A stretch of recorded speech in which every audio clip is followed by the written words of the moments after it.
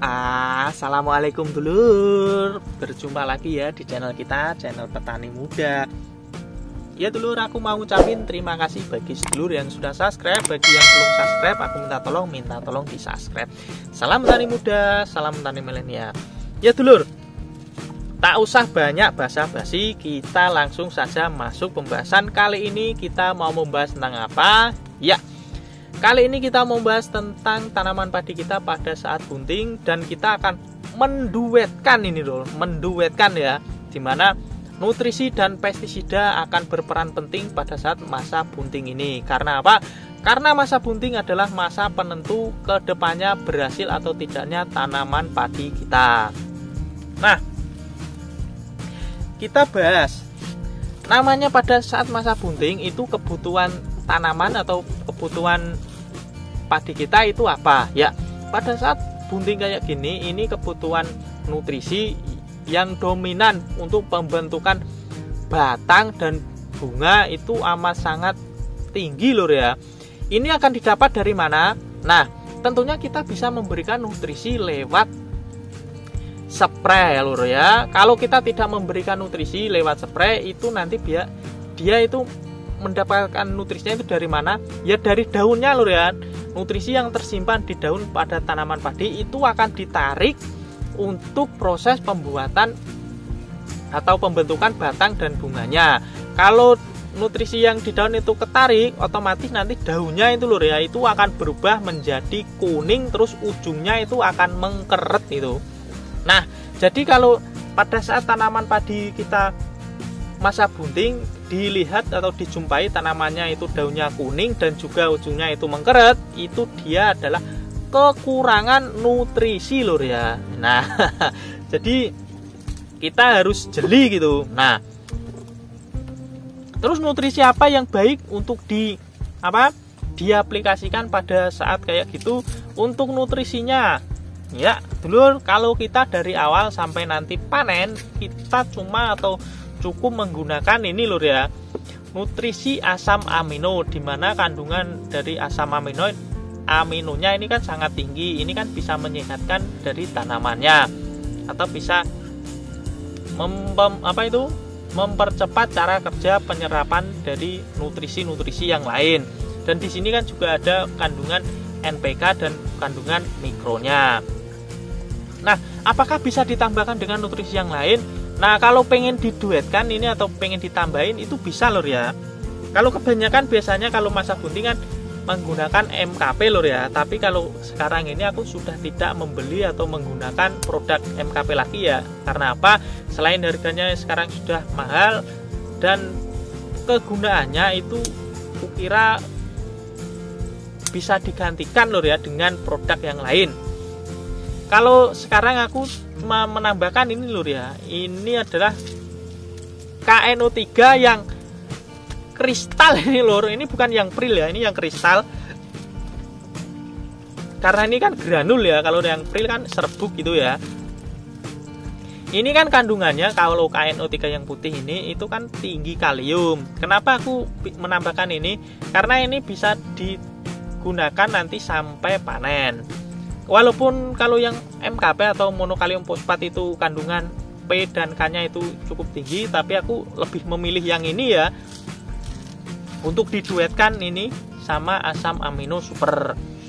Untuk dosisnya itu bisa kisaran 35 sampai 40 mili. Kalau untuk ini kita bisa menambahkan 1 sampai 2 sendoknya saja ya. Nah, ini untuk nutrisinya itu ini lur, kita bisa menduetkannya agar apa? Agar tanamannya itu bebas dari hama ataupun penyakit. Kita bahas lagi. Untuk hama itu biasanya adalah serangan dari insek ya, atau keluarga insek itu seperti ulat penggerek batang, ulat penggulung daun, terus juga ada hama walang sangit dan lain sebagainya lur ya. Jadi kita bisa menggunakan inseknya itu apa ya? Untuk inseknya kita menggunakan ini lur ya, Incipio. Untuk insek Incipio ini emang harganya sedikit lebih mahal, tapi nggak masalah lur ya, karena hasilnya itu amat sangat baik.